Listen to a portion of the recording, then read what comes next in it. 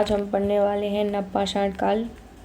हमने पिछली वीडियो में देखा था कि हमने पढ़ा पहले पाषाण काल, जो कि हमने क्लास 1 में पूरा पाषाण काल तक कंप्लीट कर दिया था, और क्लास 2 में हमने मध्य पाषाण काल और उत्तर पूरा पाषाण काल और पूर्व पूरा पाषाण काल ये सब हमने कंप्लीट कर दिए। अब हम पढ़ने वाले हैं क्लास 3 में नवपाषाण काल, जो कि बहुत ही इम्पोर्टेंट है क्योंकि इसमें कुछ ऐसे परिवर्तन आएंगे जो कि हमें क्वेश्चन में भी देखने मिलते हैं, जैसे आग का प्रयोग। वैसे आग का प्रयोग तो हमने देखा था कि ये मध्य पाषाण काल के अंत तक स्टार्ट हो गया था, लेकिन बहुत अच्छे तरीके से लोग आग का प्रयोग जानने लगे थे, वो था हमारा नवपाषाण काल। इसके अलावा पॉलिशदार ये उपकरण जो है, पॉलिशदार उपकरण इसी काल में हुए। तो हम इसकी स्टार्टिंग करते हैं, देखते हैं कि शब्द इसका ये जो नवपाषाण काल है, इसी शब्द का यूज़ किसने किया था 1865 ईस्वी में। यदि आपको अच्छे से क्लियर से नहीं दिखाई दे रहा है तो आप टेंशन मत लीजिएगा, मैं आपको बोल के भी बताऊंगी, और अपने प्रॉपर नोट्स बना लीजिएगा जिससे कि आपको कन्फ्यूज़न क्लियर हो सके। और इधर उधर के कंटेंट्स में बिल्कुल मत भटकिएगा, क्योंकि ये मैं बहुत इम्पोर्टेंट जानकारी आपके सामने रख रही हूँ, जो कि एग्ज़ाम में हूबहू आएगा आपको, इसलिए घबराने की ज़रूरत नहीं है। तो शब्द 1865 ईस्वी में जो जॉन लुबाक हैं, कौन है? जॉन लुबाक, इनके द्वारा नवपाषाण काल शब्द का सर्वप्रथम प्रयोग किया गया था। और इसके अलावा कुछ अन्य जो हैं पुरातात्विक, जैसे गार्डन चाइल्ड हुए, इनने क्या कहा? नवपाषाण क्रांति। इन्होंने नवपाषाण काल को नवपाषाण क्रांति के नाम से और अन्य उत्पादक संस्कृति के नाम से भी पुकारा। इसका मतलब है कि जो जॉन लुबाक थे, उनके द्वारा नवपाषाण काल का मतलब कि शब्द इन्होंने ही यूज़ किया, और जो गार्डन चाइल्ड हैं उन्होंने नवपाषाण क्रांति और अन्य उत्पादक संस्कृति। अब इन्होंने अन्य उत्पादक संस्कृति क्यों कहा, हम आगे देखेंगे कि 8000 ईस्वी वर्ष पूर्व कृषि की खेती मतलब कि कृषि की खोज हुई, जो कि हमारे मेहरगढ़ से हुई। ये हम आगे चल के पढ़ने वाले हैं, इस कारण से इन्होंने अन्य उत्पादक संस्कृति कहा। अब देखते हैं इसके अलावा क्या क्या है कि भारत में प्रथम स्थल 1860 में ले मुसलियर, यहाँ आप अच्छे से इसको लिख लीजिएगा यदि आपको ना दिखाई दे। ले मुसलियर इन्होंने टोन्स नदी घाटी ले मुसलियर ने टोन्स नदी घाटी के किनारे नवपाषाण काल की सर्वप्रथम खोज की। मतलब कि नवपाषाण काल जो उपकरण हैं उनको सबसे पहले किसने खोजा? ले मुसलियर ने 1860 ईस्वी में। ठीक है, अब हम आगे देखते हैं। इसमें मैंने आपको समझाने के लिए या फिर अच्छे से रटवाने के लिए इसमें अलग से भी लिख दिया है कि जो पुरापाषाण काल है और मध्य पाषाण काल है, इसके सर्वप्रथम कौन कौन से स्थान थे। जैसे कि पुरापाषाण काल में सर्वप्रथम मद्रास में 1863 ईस्वी में पल्लवरम में इसकी खोज हुई थी। ठीक है, ये कौन सा स्थल था? पल्लवरम, जहाँ पे पुरापाषाण काल स्थान या उपकरण मिले थे। और फिर मध्य पाषाण काल का कौन सा स्थल था? विंध्याचल, जो 1867 में खोजा गया। और हमने देख ही लिया है कि नवपाषाण काल में कौन सा स्थल था, तो वो थी टोन्स नदी घाटी। चलिए अब हम आगे देख लेते हैं कि और क्या क्या है। पत्थर की कुल्हाड़ी नवपाषाण से ही संबंधित है। ये जो पत्थर की कुल्हाड़ी और अन्य उपकरण मिले हैं वो पॉलिशदार हैं, इस कारण से इस संस्कृति या नवपाषाण काल को अन्य नाम हम क्या दे सकते हैं कि पॉलिशदार किए हुए उपकरणों की संस्कृति। अब हमारे सामने ये क्वेश्चन भी आ सकता है कि किस युग में पॉलिशदार उपकरण यूज़ होने लगे थे, तो उसका आंसर क्या होगा? नवपाषाण काल। ठीक है, अब हम आगे बढ़ते हैं। इसके प्रमुख स्थान, देखिए स्थान तो बहुत मतलब कि हम मान सकते हैं मध्य प्रदेश के भी बहुत सारे स्थल हैं, उत्तर प्रदेश, बिहार, ये सब, लेकिन उनमें से भी बहुत महत्वपूर्ण कुछ स्थान हैं जिनके बारे में हम आज देखेंगे। यदि हमने हर एक स्थान के बारे में देखा जो कि इम्पोर्टेंट भी नहीं है, तो ये हमारा वेस्ट ऑफ टाइम भी हो जाएगा और हम पढ़ भी नहीं पाएंगे। ठीक है, हम पढ़ते हैं सबसे पहले मेहरगढ़। आपने बहुत सुना होगा इसके बारे में। इसमें देखते हैं हम क्या क्या चीज़ें हमें प्राप्त हुई हैं। ये पहले है कहाँ? ये बलूचिस्तान, मतलब पाकिस्तान का जो बलूचिस्तान क्षेत्र है वहीं पे ये मेहरगढ़ है। और कभी कभी क्वेश्चन भी बन सकता है कि मेहरगढ़ किस दर्रे के नज़दीक है, तो ये है बोलन दर्रा। तो ये बोलन दर्रा जो है उसी के किनारे या समीप ये मेहरगढ़ स्थित है। नवपाषाण काल की प्राचीनतम बस्ती तो ये सबसे ज़्यादा इम्पोर्टेंट है कि नवपाषाण काल की जो सबसे प्राचीनतम बस्ती है वो 7000 ईस्वी पर मेहरगढ़ में ही खोजी गई थी। इसमें कृषि के साक्ष्य भी मिले हैं और इसके अलावा गेहूँ और कपास की खेती भी बलूचिस्तान में पाई गई है। सर्वप्रथम रागी मतलब कि जौ जो है उसकी खेती भी हुई है, जिस कारण बलूचिस्तान को अन्न का भंडार और रोटी की टोकरी भी बोला जाता है। क्वेश्चन भी बन सकता है कि मतलब कि सबसे प्रथम कृषि कहाँ हुई है या फिर कौन सी कृषि है जिसको सर्वप्रथम इन्होंने उगाया, तो वो है जौ आंसर। ठीक है, इसको अच्छे से याद कर लीजिएगा और बेटर तरीके से नोट्स बना लीजिएगा। जहाँ आपको समझ में ना आए आप मेरे से बता दीजिएगा, मैं फिर से आपको इसके लिए वीडियो बना दूँगी। हम मेहरगढ़ पे ही हैं अभी। ये जो पालतू भैंस का प्राचीनतम साक्ष्य भी मेहरगढ़ से ही मिला है। क्या है? पालतू भैंस। बफेलो का साक्ष्य भी हमें मेहरगढ़ से ही प्राप्त हुआ है। अब हम पढ़ने वाले हैं बुर्ज़होम। ये बुर्ज़होम कहाँ है? सबसे पहले तो ये जम्मू कश्मीर में है अपने, ठीक है। और बुर्ज़होम इसका नाम बुर्ज मतलब कि जो बुर्ज के वृक्ष होते हैं उनकी अधिकता के कारण इसका नाम बुर्ज़होम पड़ा है। यहाँ पे कौन से प्रकार के मृदभांड मिले हैं, मतलब कि बर्तन मिले हैं? खुरदरे धूसर मृदभांड, ठीक है, खुरदरे धूसर मृदभांड। और इसमें सबसे इम्पोर्टेंट बात क्या है कि जो कब्र यहाँ पे मिली है, कब्र में पालतू कुत्ते और भेड़ियों को मालिक के सब के साथ दफनाया गया है। तो कौन कौन से जानवर थे? पहला तो कुत्ता, दूसरा भेड़िया। तो ये क्वेश्चन आपको बन सकता है और बहुत बार आ भी चुका है, इसीलिए इसको बहुत अच्छे से नोट डाउन कर लेना है। इसके बाद हम पढ़ने वाले हैं गुप्त कराल। यदि ये आपको अच्छे से नहीं दिखाई दे रहा तो ये सामने मैंने बहुत अच्छे से लिखा है, यहाँ पे भी मैं लिख देती हूँ। ये स्थान है गुप्त कराल, ये जम्मू कश्मीर में अवस्थित है। और इसका अर्थ क्या होता है गुप्त कराल का? इसका अर्थ होता है कि कुम्हार की गुफा, कुम्हार की गुफा, ठीक है। यहाँ पे लोग कृषि भी करते थे, पशुपालन भी करते थे, इसके साक्ष्य हमें प्राप्त हुए हैं। और अनाज पीसने, ये क्वेश्चन बन सकता है कि अनाज पीसने और वस्त्र सिलने की विधि से ये लोग परिचित थे, इसके साक्ष्य भी हमें यहीं से प्राप्त हुए हैं। अब आगे बढ़ते हैं हम। अब आ गया ये चिरांद। हमने सबसे पहले जो वीडियो क्लास नंबर 1 देखी थी, आई होप कि आपने वो वीडियो देख ली होगी। तो हमने इस चिरांद के बारे में हमने बात भी की थी कि चिरांद कहाँ पे है? बिहार में। इसमें क्या मिला है हमें? अत्यधिक हड्डी के उपकरण मिले हुए हैं। ये चिरांद मैं अच्छे से लिख देती हूँ। इसमें अत्यधिक हड्डी के उपकरण मिले हैं, जिस कारण से ये प्रमुख है, इसका क्वेश्चन भी बन सकता है। अब ये पढ़ते हैं कोल्डीवा। ये कहाँ है? उत्तर प्रदेश, इलाहाबाद के पास है। नवपाषाण काल के साथ साथ इसमें ताम्र और लोहकालीन संस्कृति। अब ताम्र कौन सी? हम हड़प्पा संस्कृति, इसके बाद हम पढ़ने वाले हैं हड़प्पा सभ्यता, उसी में इसको ताम्र संस्कृति के अंतर्गत रखा गया है। और लोह युगीन, जब हम देखते हैं कि लोहे की खोज हो जाती है, द्वितीय नगरीकरण उसको बोला जाता है, वो उत्तर वैदिक काल से स्टार्ट हुआ था। तो ये तीनों जो संस्कृतियों का एक साथ उपकरण जो मिले हैं वो कहाँ मिले हैं? कोल्डीवा में, ठीक है।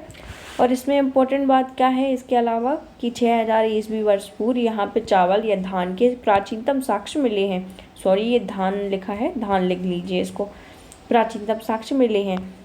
अब पढ़ते हैं महगदा। ये महगदा भी उत्तर प्रदेश में ही है। क्यों इम्पोर्टेंट है? क्योंकि यहाँ पे गौशाला के साक्ष्य मिले हैं, जहाँ पे अपन गायों को रखते हैं। इसके अलावा ये महगदा में चावल की खेती भी की जाती थी। हमने वहाँ देखा मेहरगढ़ में, जो कि कृषि के साक्ष्य मिले हैं, और यहाँ पे चावल की खेती के साक्ष्य मिले हैं, ठीक है। अब हमें एक चीज़ नोट करनी है जो कि बहुत इम्पॉर्टेंट है कि हाल ही में उत्तर प्रदेश के जो लोहरा देव है, मैं इसको अच्छे से लिख देती हूँ जिससे आपको प्रॉपर दिखाई दे। जो लोहरा देव है, संत कबीर नगर जो ज़िला है इनका उत्तर प्रदेश में, संत कबीर नगर में 9000 से 8000 ईस्वी वर्ष पूर्व। देखिए, ये अपन को लगेगा कि 6000 पहले बड़ा है, तो क्या होता है कि 9000 आएगा, फिर 8, फिर 7, फिर 6, जब ईस्वी पूर्व आता है तो इस तरीके से होता है। तो ये 9000 वर्ष पहले ये ज़्यादा बड़ा है, मतलब कि सबसे पहले कार्यकाल है। इसके अलावा हम देखेंगे इसमें इम्पोर्टेंट क्या है कि जो लोहरा देव है वहाँ पे चावल की खेती के साक्ष्य मिले हैं, जो कि सबसे प्राचीनतम साक्ष्य मान सकते हैं, क्योंकि हमने देखा था मेहरगढ़ में 7000 वर्ष पूर्व, है ना, 7000 ईस्वी पूर्व। और इसके अलावा जब हमने कोल्डीवा देखा था वो भी समथिंग ऐसा ही था। लेकिन जो लोहरा देव है वो 9000 से 8000 ईस्वी पूर्व वर्ष है। इसका मतलब है कि चावल की खेती के साक्ष्य तो ठीक है, भारत में खेती का प्राचीनतम साक्ष्य भी लोहरा देव है। यदि आपके पास कोई ऑप्शन में है और ऑप्शन में मेहरगढ़ या फिर कोल्डीवा ना हो और लोहरा देव है, तो आपको इसी को टिक करना है 100%, ठीक है। जबकि अब हमने इसमें नोट डाउन भी कर लिया कि जबकि मेहरगढ़ में 7000 ईस्वी वर्ष पूर्व खेती के साक्ष्य मिले हैं। अब ये तो सबसे प्राचीन हो गया इस हिसाब से, तो आपको ऑप्शंस में डिपेंड देखना है कि ऑप्शंस क्या कह रहा है कि मेहरगढ़ देता है या लोहरा देव, ठीक है। यदि मेहरगढ़ आए तो आपको मेहरगढ़ लगाना है, यदि ऑप्शन में आए ए और बी दोनों तो आपको दोनों लगाने हैं। अब देखते हैं हम कि अभी हमने जितने भी स्थान पढ़े या तो उत्तर भारत या पाकिस्तान के अंतर्गत आते हैं। अब हम दक्षिण भारत के प्रमुख स्थान देखते हैं। एक है संगनकल्लू, ये नाम आपको अजीब लगेगा लेकिन ये कर्नाटक में अवस्थित है, जो कि बहुत महत्वपूर्ण भूमिका निभाता है, और नागार्जुन कोंडा जो कि आंध्र प्रदेश में है। दक्षिण भारत में सर्वप्रथम नवपाषाण कालीन साक्ष्य मतलब इन दोनों ही राज्यों से मिले हैं और इन दोनों ही स्थानों से नवपाषाण कालीन साक्ष्य मिले हैं, दक्षिण भारत के सर्वप्रथम, ठीक है। ये मत भूलिएगा कि ये दक्षिण भारत की बात कर रहे हैं। फिर इसके बाद पिक्कली ईटल, इसमें भस्म टीले मिले हैं और जानवरों की मतलब कि भस्म टीले क्या कहलाते हैं, जो जहाँ जानवरों को रखा जाता है ना और जिनसे जो गोबर प्राप्त होता है, गोबर की अधिकता के कारण इन लोग उसमें आग लगा देते थे जिससे कि ये भस्म टीले एक हिसाब से ये स्वरूप में आ जाता था, इसी को ये भस्म टीले बोल रहे हैं, ठीक है। अभी हमने जो देखा था संगनकल्लू, इसमें क्या मिला है, हमें राख के टीले मिले हैं, ठीक है। राख के टीले जो कि बहुत इंपॉर्टेंट है, अभी क्वेश्चन भी बनेगा, मैं आपको आगे भी दिखाऊंगी।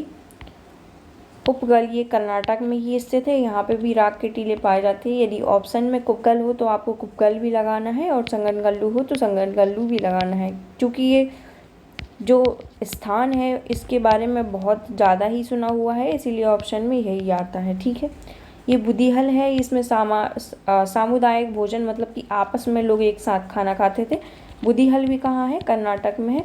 ये हमने इसके अंतर्गत माइंड मैप के अंतर्गत बता दिया है कि जितने भी अभी हम स्थल पढ़ रहे हैं ये सब कर्नाटक के अंतर्गत आते हैं। इसके अलावा हम देखते हैं कौन कौन सी जगह है हमारे भारत में। कर्नाटक और ये आंध्र प्रदेश तो ठीक है, इसके अलावा भी हम नॉर्थ ईस्ट में देखें तो असम और गारो पहाड़ियाँ। अब आप सोचेंगे ये गारो पहाड़ियाँ कहाँ हैं, तो ये हैं मेघालय में स्थित। गारो घासी जयंतिया आपने ये पढ़ा होगा, आई होप कि ज्योग्राफी में आपको ये सब बहुत आसानी से मिल रहा होगा। यदि आपको इसके अलावा हिस्ट्री के अलावा ज्योग्राफी की भी नीड है तो आप मेरे को बता दीजिएगा, मैं अच्छे से कंटेंट बना के आपको पढ़ा दूँगी। तो हम देखेंगे फिर से कि असम और गारो पहाड़ियों से भी नवपाषाण कालीन के साक्ष्य मिले हैं, ठीक है। और प्रमुख यदि हम बिंदु देखें तो इसमें ये सबसे ज़्यादा इम्पोर्टेंट है जो कि लास्ट में है कि पॉलिशदार उपकरण। अभी मैंने कई बार बोल के बताया है कि इसमें तो जो नवपाषाण काल है उसमें पॉलिशदार उपकरण हमें प्राप्त हुए हैं। यदि क्वेश्चन आ जाए कि पॉलिशदार उपकरण सबसे प्रथम कहाँ प्राप्त हुए, तो वो हुए हैं नवपाषाण काल में, ठीक है। इसके बाद जानवरों को पालतू इन्होंने बनाया। हमने देखा कि मेहरगढ़ में पालतू भैंस के साक्ष्य मिले हैं, तो हम उससे समझ सकते हैं कि इन्होंने जानवरों को पालतू बनाना स्टार्ट कर दिया था नवपाषाण काल से। और कृषि की शुरुआत हो गई थी। हमने देखा कि कोल्डीवा जैसे और लोहरा देव और मेहरगढ़ जैसे स्थानों से हम कृषि के बहुत प्राचीनतम साक्ष्य प्राप्त हुए हैं, जिससे कि हम ये बोल सकते हैं कि यहाँ से ही जो है कृषि की शुरुआत हो चुकी थी। और स्थिर ग्राम्य जीवन, इसका मतलब है कि इन्होंने पशुपालन स्टार्ट कर दिया और खेतीबाड़ी स्टार्ट कर दी, जिससे कि वहीं पे इन लोग अब भटकते नहीं, वहीं पे रह जाते हैं, घर बना लिए इन लोगों ने। तो ये स्थिर ग्राम्य जीवन हो गया इनका।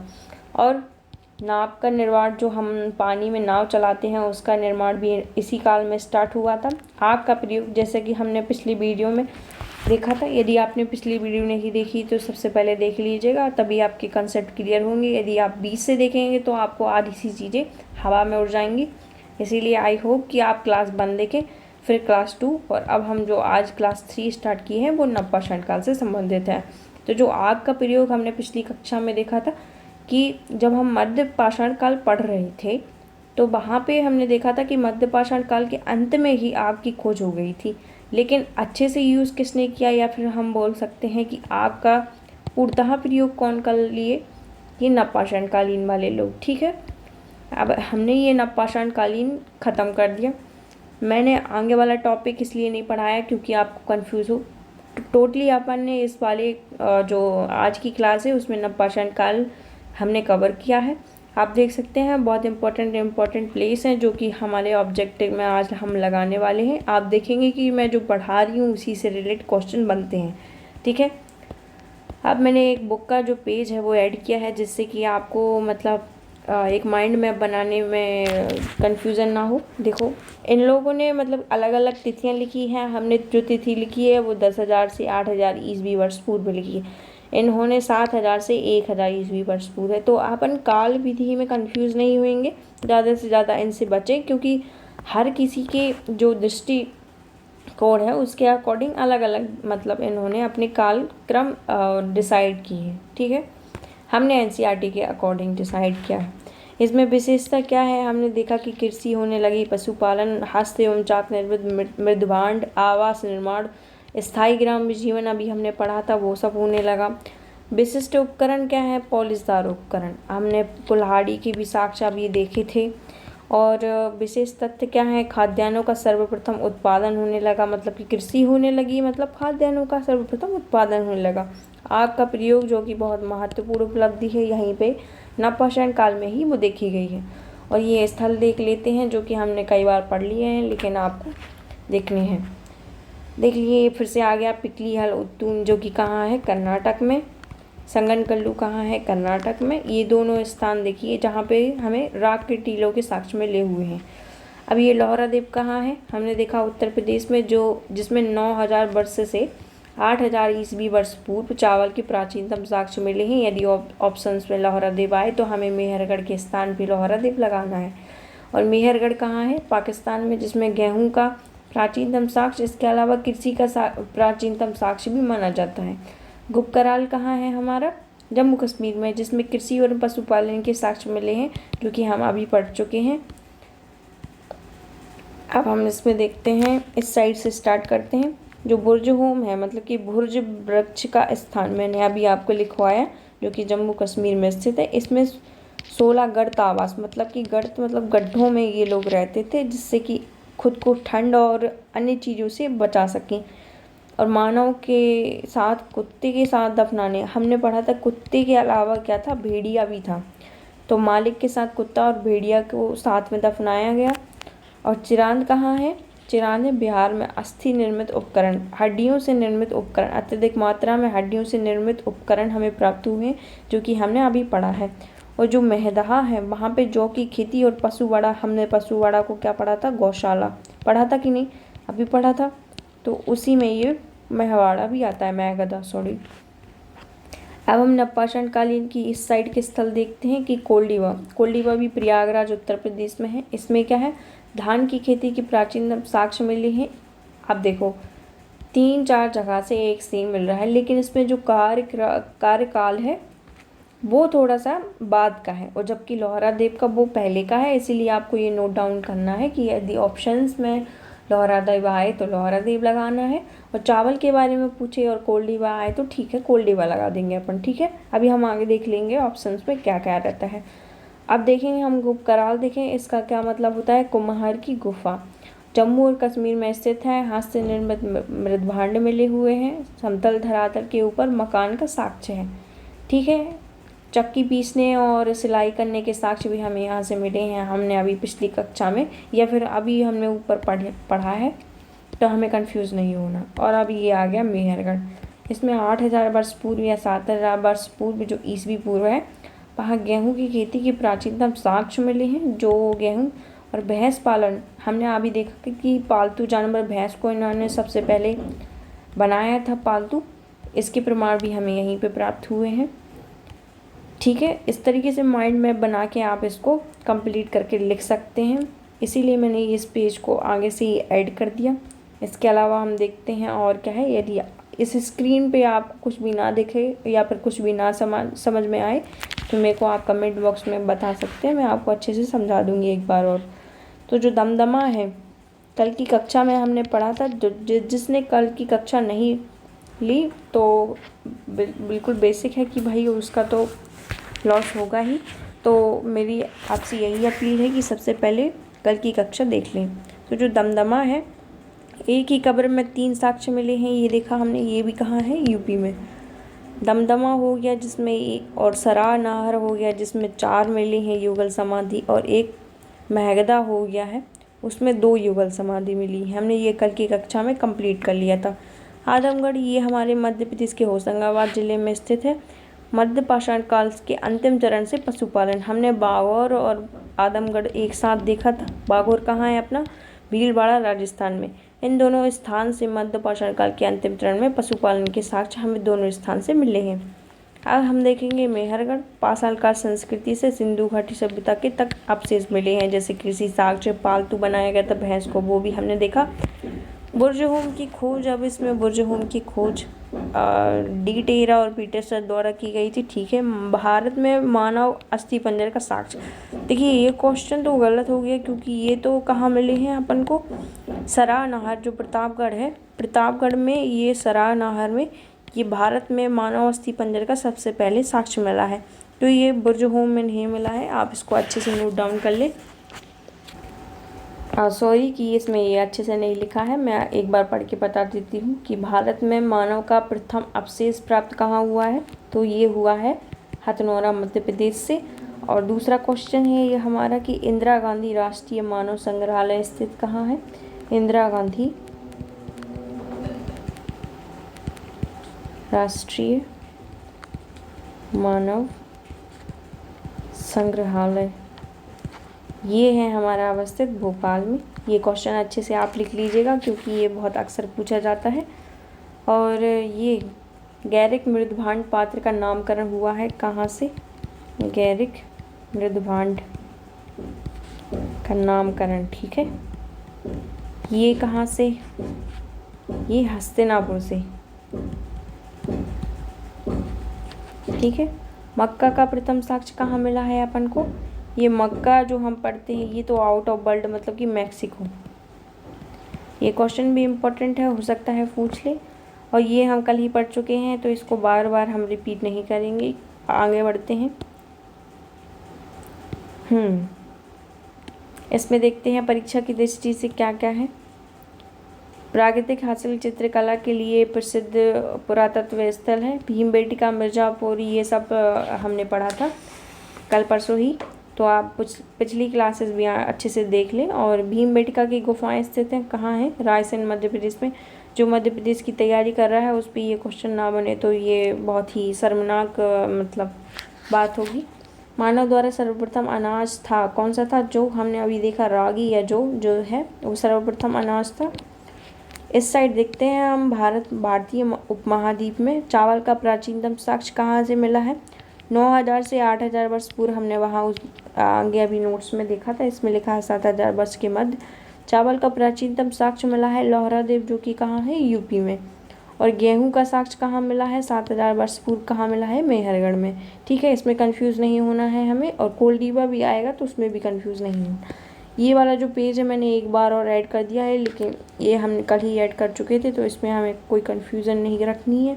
अब हम आगे बढ़ते हैं, जो कि मैं आपको बताने वाली हूँ घटना चक्र के बारे में। मैं हर वीडियो में बोलती हूँ कि आपको घटना चक्र ज़्यादा से ज़्यादा लगानी है, कवर करनी है, जिससे कि आपको कंफर्म हो जाए कि मैं जो पढ़ा रही हूँ वो इम्पोर्टेंट है या नहीं। तो अगेन आई रिक्वेस्ट कि हाँ आप जल्द से जल्द ये घटना चक्र को धीरे धीरे लगाएं, और जो हम पढ़ रहे हैं उसको तो सबसे पहले ही लगाएं, क्योंकि जिससे आपको पता चलेगा कि आपको ये चीज़ें याद हो रही हैं या भी नहीं। और जो डिस्क्रिप्टिव में लगा रहता है वो आपको खुद से ही पढ़ना है, क्योंकि हम आगे से ही इसके बारे में पढ़ चुके हैं। ठीक है, तो हमें उसमें टाइम वेस्ट नहीं करना, ये आप खुद से पढ़ लीजिएगा। हाँ, और आप यदि इस चैनल पे पहली बार आए हैं तो प्लीज़ सपोर्ट मी, क्योंकि हमने इस चैनल को अभी स्टार्ट किया है, तो आप सब्सक्राइब करना मत भूलिए और बेल आइकन को भी प्रेस कर दीजिए, जिससे कि आपको नोटिफिकेशन मेरे पहुंच जाए। चलिए हम आगे बढ़ते हैं without any wasting of time. इसमें देखें भारतीय उपमहाद्वीप में कृषि के प्राचीनतम साक्ष्य।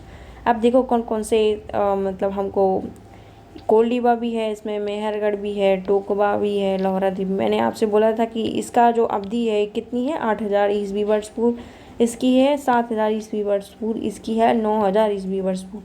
तो हमको लोहरादेव ही लगाना है। ये देखिए इसके डिस्क्रिप्टिव में भी लिखा है और इससे पहले हम भी बात कर चुके हैं। ठीक है, तो अब हम क्वेश्चन नंबर 16 देख लेते हैं। भारत में पशुपालन एवं कृषि के प्राचीनतम साक्ष्य प्राप्त हुए हैं। कहाँ हुए पशुपालन और कृषि के साक्ष्य प्राप्त? तो हम देखते हैं कौन कौन से ऑप्शन है। मेहरगढ़ से ही है हमने पशुपालन। कृषि के साक्ष्य तो अपन को मिले, पशुपालन में हमने पालतू भैंस के बारे में भी पढ़ा था। तो देखिए इससे तो कोई ऑप्शन हमें मिल ही नहीं रहा है, जितनी भी हमने चीज़ें पढ़ी हैं कृषि पशुपालन। ये तो हमने बुर्ज होम से भी पढ़ा है, तो बुर्ज होम भी ऑप्शन में नहीं है, तो यही आंसर है। ठीक है, इसके अलावा हम देखते हैं 17वां क्वेश्चन। 17वें क्वेश्चन में क्या है? उस स्थल का नाम बताइए जहाँ से प्राचीनतम स्थायी जीवन के प्रमाण मिले हैं। तो ये कहाँ मिले हैं? मेहरगढ़ में। मेहरगढ़ में हमें प्राप्त हुए हैं स्थायी जीवन के। इसमें देख लेते हैं प्राचीनतम जीवन स्थायी के प्रमाण। क्यों? क्योंकि यहाँ पे कृषि स्टार्ट हुई है, नदियों का तो था ही, उस कारण से यहीं से स्टार्ट हुआ है स्थायी जीवन हमारा। अब हम क्वेश्चन नंबर 13 देख लेते हैं। माफ़ कीजिएगा, इसमें थोड़ा सा डिस्टर्बेंस होगा कि इधर क्वेश्चन उधर क्वेश्चन, बट प्लीज़ फोकस्ड। अब भारतीय उपमहाद्वीप में कृषि के प्राचीनतम साक्ष्य कहाँ मिले हैं? फिर से हमको वही पढ़ना पड़ रहा है। कोल्डिवा, इसमें तो कोल्डिवा में धान मिले हैं, लेकिन इसमें क्या पूरा प्राचीनतम साक्ष्य? इसमें लोहरादेव होता तो लोहरादेव लगाते, लेकिन इसमें मेहरगढ़ है तो हम सबसे पहले मेहरगढ़ लगाएंगे, क्योंकि इसका 8 है, इसका 7 है। ठीक है, और ईसवी में सबसे पहले 8 फिर है 7। ठीक है, ईसवी पूर्व में। अब 14वां क्वेश्चन देखते हैं, हम इसी से स्टार्ट कर लेते हैं। भारतीय उपमहाद्वीप में कृषि के प्राचीनतम साक्ष्य फिर से आ गया, ये सी है, हम पढ़ चुके हैं कई बार। अब हम देखते हैं क्वेश्चन नंबर 15वां। नवपाषाण युग में भारतीय उपमहाद्वीप के उत्तर पश्चिमी क्षेत्र में निम्नलिखित में से किस स्थान पर कृषि के अभ्युदय मतलब कि स्टार्टिंग जो है कि प्रारंभिक प्रमाण मिले हैं। तो ये कौन सा है? मेहरगढ़। जितने भी ऑप्शन आ जाए हमें कंफ्यूज नहीं होना है, और ना ही हमें डरना है कि क्या पता है कुछ और भी ना हो, हमें मेहरगढ़ ही ऑप्शन में लगाना है। ठीक है, इसके अलावा हम देख लेते हैं क्वेश्चन नंबर 17 शायद हमारा हो चुका था क्या, फिर से कर लेते हैं। उस स्थल का नाम बताइए जहाँ से प्राचीनतम स्थायी जीवन के प्रमाण मिले हैं। अभी देखा हमने, कहाँ? मेहरगढ़ से। ठीक है, अब आगे बढ़ते हैं इस साइड। 18वां क्वेश्चन देखते हैं। निम्नलिखित में से किस स्थानों पर मध्यपाषाण काल में पशुपालन के साक्ष्य मिले? अब पशुपालन जो हमने देखा था, बागौर और आदमगढ़ की गुफाएं जो थी, आदमगढ़ की गुफाएं और बागौर, इन दोनों स्थानों पे ही हमें मिला है। दोनों ही शब्द हमें याद रखने हैं, दोनों ही स्थान हमें याद रखने हैं। वरना ये सोचो, यदि आदमगढ़ ना होता और यदि आपको बागौर ना पता होता तो हो सकता था कि बहुत चांसेस थे कि आपके जो क्वेश्चन थे वो गलत हो जाते। ठीक है, इसलिए दोनों स्थान आपको मस्ट याद ही रखने हैं। अब 19वां क्वेश्चन देखते हैं। निम्नलिखित में से किसको कोलिथिल युग कहा जाता है? ये हम ताम्रपाषाण काल जब पढ़ेंगे, जब इसको क्लियर करेंगे, वो क्वेश्चन ऐड हो गया है, तो ये अभी हम देख लेते हैं कि इसको बोल रहे हैं हम चालकोलिथिक। ठीक है, ताम्रपाषाण युग को हम आगे पढ़ेंगे, तब हम इस क्वेश्चन को अच्छे से कर पाएंगे। तो बी कॉन्फिडेंस, इसमें हमें कॉन्फिडेंस लूज़ नहीं करना है। क्वेश्चन 8 हम देखते हैं। खाद्यान्नों की कृषि सर्वप्रथम कहाँ प्राप्त हुई थी? अब हम देखेंगे नवपाषाण काल। जो हमने अभी नवपाषाण काल पढ़ा है उसमें हमें मेहरगढ़ में देखा हमने खाद्यान्नों की कृषि सर्वप्रथम प्रारंभ हुई, तो ये नवपाषाण काल में ही स्टार्ट हुई। ठीक है, इसमें कन्फ्यूज़न होने की कोई बात ही नहीं है। और क्वेश्चन इसमें देखेंगे अगला, भारत में मानव का सर्वप्रथम साक्ष्य कहाँ मिला है? तो ये मिला है हमारी नर्मदा घाटी में, जो कि हमारे मध्य प्रदेश में ही है। मानव का हथनौरा, जब हमने पढ़ा था कि हथनौरा में, जो कि हमारा सीहोर है, ये क्वेश्चन गलत है। हथनौरा ये सीहोर में नामक स्थान से प्राप्त हुई है। अरुण सोनकिया जी ने इसको सर्वप्रथम 1982 में खोजा था। ठीक है,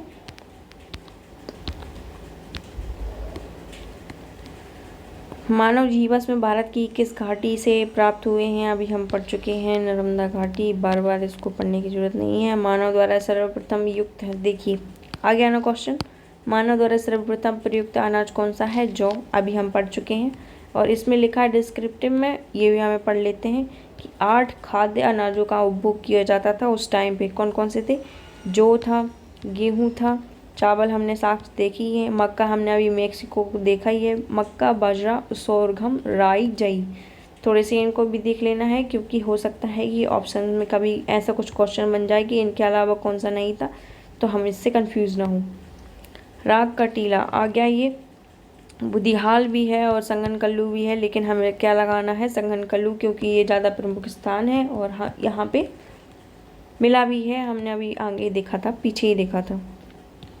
भीमबेटका किसके लिए प्रसिद्ध है? सबसे बार बार आने वाला क्वेश्चन तो शायद यही है। भीमबेटका किसके लिए है? गुफाओं के शैलचित्र के लिए। MPPSC प्री 2004 में आया था, लेकिन अभी MPPSC 2022 में भी यही क्वेश्चन आया था। यदि आपने दिया हुआ तो शायद आपको याद होगा। चलें आगे देखते हैं। निम्नलिखित में से किस स्थान पे मानव कंकाल के साथ कुत्ते के कंकाल के भी समाधान? इसमें कुत्ता बस लिखा है, भेड़िया नहीं लिखा, तो ऐसा आप मत सोचिएगा कि कोई और स्थान होगा। वही होगा जो हमने पहले भी पढ़ा था, क्या है, बुर्जहोम। ठीक है, इसके बारे में डिस्क्रिप्टिव आप खुद पढ़ लीजिएगा। घटना चक्र आपको तो मस्ट है, आपको पढ़ना ही है। हम आगे देखते हैं। निम्नलिखित में से किस स्थान पर मानव के साथ कुत्ते के साथ दफनाए जाने? ये बार बार हो गया है, मतलब कि 2 अलग अलग एग्ज़ाम में आया, इसीलिए वो फिर से बोले। ये उत्तराखंड PCS में और ये जो आया है UP लोअर सब प्री में।